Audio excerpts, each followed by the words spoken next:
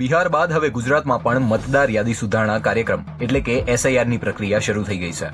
એસઆઈઆરની પ્રક્રિયા ગ્રાઉન્ડ પર કેવી રીતના ચાલી રહી છે એની માટે અમે one day with BLO programme કરી રહ્યા છીએ. આજે આખો દિવસ અમે બીએલઓ સાથે રહેવાના છીએ અને સમજવાના છીએ કે લોકોને કેવા પ્રશ્નો છે, બીએલઓ કેવી રીતના કામ કરે છે અને એમને કેવી કેવી તકલીફ પડે છે. આ માટે અમે વિરમગામના અલબદલ વિસ્તારમાં આવી ગયા છીએ. શરૂઆતના સવારથી 9 વાગ્યાથી નીકળી જાઉં છું, રાત્રે 12 વાગ્યા 1 વાગ્યા સુધી પણ આ કામ ચાલુ જ રહે છે. પહેલાં તો એમને એમ છે કે અમારું નામ આ લિસ્ટ વોટર લિસ્ટમાંથી નીકળી જશે.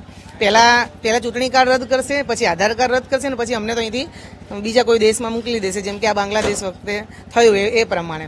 તો ચલો મોહસિનભાઈ, કેવી રીતના કામગીરી થાય છે તમારા વિસ્તારમાં આપણે તમારી સાથે જ જોઈએ. ચલો.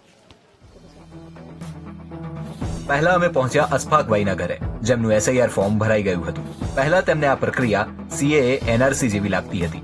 હવે લોકોનું શું થશે, લોકો પોતાના ડોક્યુમેન્ટ રજૂઆત નહીં કરી શકે તો પછી એમને બીજા કોઈ દેશમાં સ્થાનાંતર કરવું પડશે, પણ એવું કંઈ જ નથી, એકદમ નોર્મલ છે.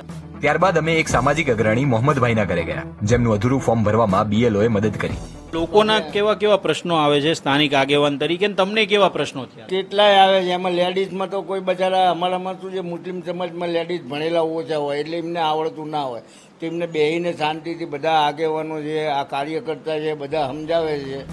મોહમ્મદભાઈ સાથે વાત કરતા હતા ને એક આખો વિડીયો જોવા માટે ડાઉનલોડ કરો દિવ્ય ભાસ્કર એપ.